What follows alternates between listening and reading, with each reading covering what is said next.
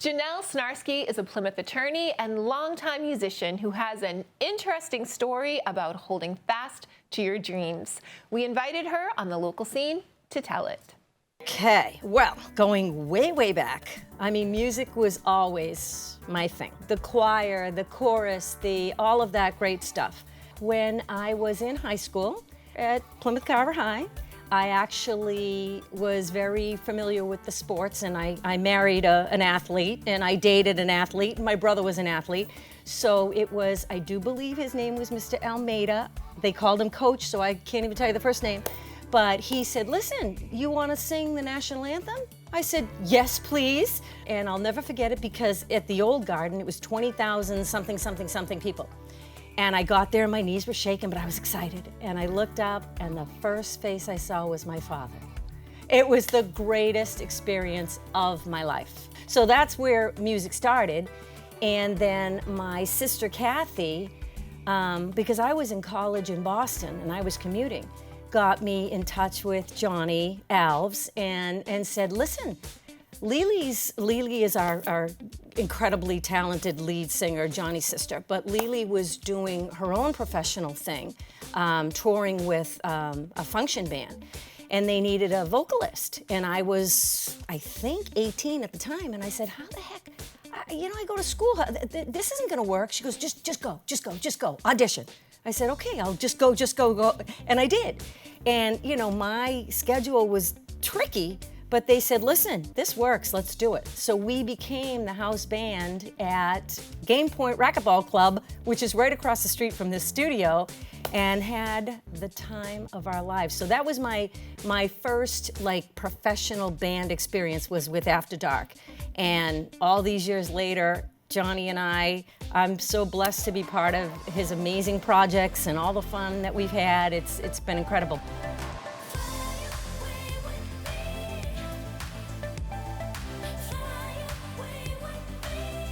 I knew I was going to law school, and what happened was I graduated Suffolk as an undergrad. I got accepted to law school, and then I had the opportunity with my first single. And I went back to the house in Plymouth, my dad's house. My parents lived in separate places. And I said, Dad, I gotta give this a go. I'm so excited. This is an opportunity of a lifetime. He goes, honey, no. He says, you have the talent. You can do it. If it's meant to be, it will be. You gotta go to law school. And the day that I got accepted, I'll never forget it, God rest his soul. He took 8.5 by 11 sheets of paper and put congratulations, Janelle. My father would never tack anything on his wallpaper, ever. Tacked, in each piece of paper had one letter, congratulations, Janelle. He was so excited for me to go to law school. But I knew, A, I wasn't gonna disappoint my dad. B, there's a million incredible, talented musicians, and I always knew that I love it, I enjoy it, but, I need to have a career, do you know? The first single was called Don't Be Shy, and we were invited on to Kiss 108's Battle of the Bands. I was never so excited in all my life, right? So I say to my law partner, we were in the middle of a huge case, and I said, this is unbelievable. We're going to be on Battle of the Bands. My girlfriends are coming from Plymouth. He goes, oh, no. Oh, no. I need you to work overtime. I was like, excuse me? I said, tonight is the night. He goes, oh, no. What do you need? I said, I need to hear it. And he goes, I'll get you a radio. So it was the most anticlimactic. We won, but I am sitting at my computer and I listened to it on the radio and there were no cell phones. So the office phone was ringing overnight with all my family saying, oh my God, this is unbelievable. But I couldn't even answer the phone because it was turned off because it was overnight. So that was the excitement of the prelim to this song. And it went really well. And then, life goes on. And all of a sudden, 2 years ago, it's been rediscovered in the UK and they're crazy about it. And I've reissued it 2 times since we originally did it.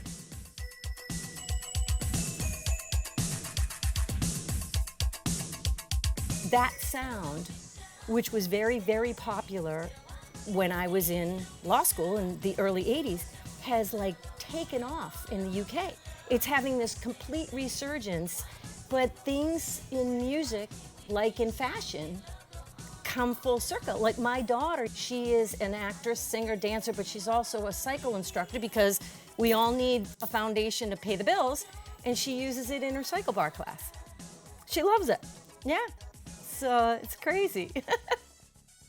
All of us have our certain something that you may let it go while you raise a family, and I have 2 beautiful kids that I'm so proud of, and you get married, and it's like the essence of who you really are, and it never, ever, ever, ever goes away.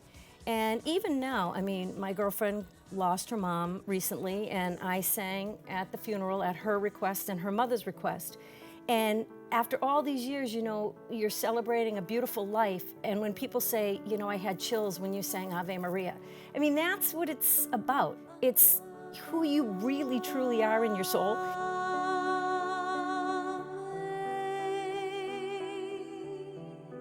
You never give up the dream, but you pursue and work your butt off for the reality, right? Because the dream is always going to be there. And if you choose that path and you choose not to develop a relationship, a marriage, a family, then it can be a very lonely life. And even when that great moment of grandeur happens, to me, it could be a little empty sometimes, you know, because you do want the whole picture if you can get it. And if you continue to pursue it, I mean, I'm living proof. I'm 3 years after I got my face on that thing thinking I was the cat's meow, and now people are still buying it. So it's like, that's good enough for me.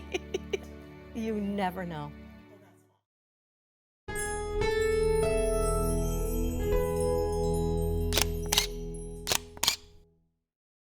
If you enjoyed this video by The Local Scene, please give a thumbs up and hit subscribe. Thank you for watching.